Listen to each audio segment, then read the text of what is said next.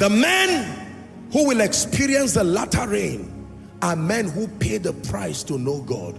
While you are learning God, you will look like a fool, because many other things in your life may have to be temporarily suspended while you place priority on knowing Him. Can I tell you, there is a level of busyness you cannot have and know God. That does not mean you will not pursue your career, don't get me wrong. That does not mean you will not be involved in many things. But for that project of knowing God, you will have to cut away unnecessaries and coordinate every time you can find to invest it in knowing God. There is profit in knowing God. When you know God, you will be strong. When you know God, you will be dexterous. You will be audacious, not by blindly shouting, not bold-faced for nothing.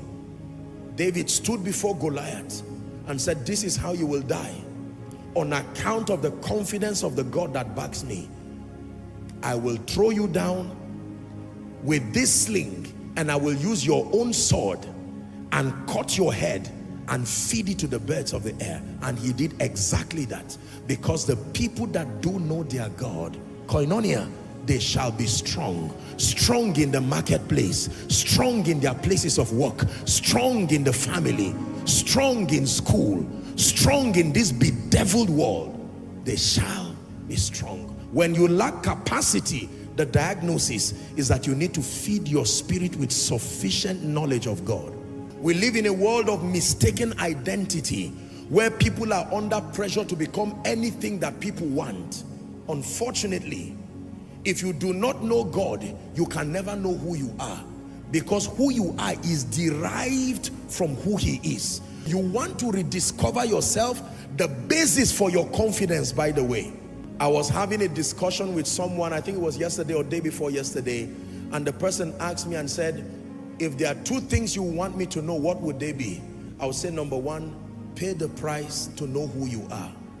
If you do not know who you are, he was going to get into a particular sector, and I told him that is a vicious place.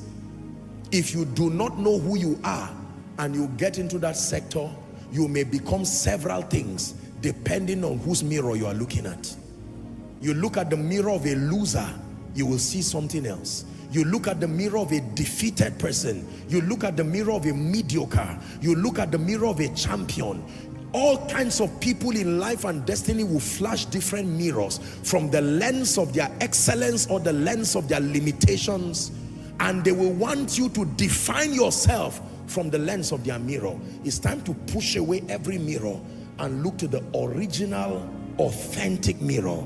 As we behold Him as in a glass, the Bible says we are changed. You look at the wrong mirror, you will be correcting things you should not correct.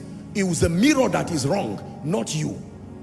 And yet you will be forced to correct so many things. Are we together? You may be a patient and a kind person, loving and very temperate, but you will look at a particular mirror, a sociological mirror, and that mirror will interpret those attributes as foolishness and say you better change them if you want to survive. And a kind person will suddenly become a wicked person, like a beast, and the mirror said, that's right, you are right now. Then you turn to another mirror and you see the mirror of a mediocre, and it says, what profit is there pressing towards a great life and destiny? It will bring you to a point of laziness and irresponsibility, and based on that mirror it will judge you all right. Be careful before you assess yourself. Verify what mirror you are looking at. Our world today has all kinds of mirror. Society has their mirror. Social media, your social media has their mirror. My goodness, that one, they have a plethora of mirrors. Even Jesus, if he looks through that mirror, he may see himself with horns. Are we together now? Social media for you. Our world has mirror. Africa as a continent, we have our mirror. Culture has its mirror. We men of God and women of God, as leaders, we have our own big mirror that has been tampered and battered by religion, and everybody is presenting that mirror, and you have been assessing yourself using many mirrors. Let me propose to you that any mirror that is inconsistent with this mirror is lying to you. You will never truly know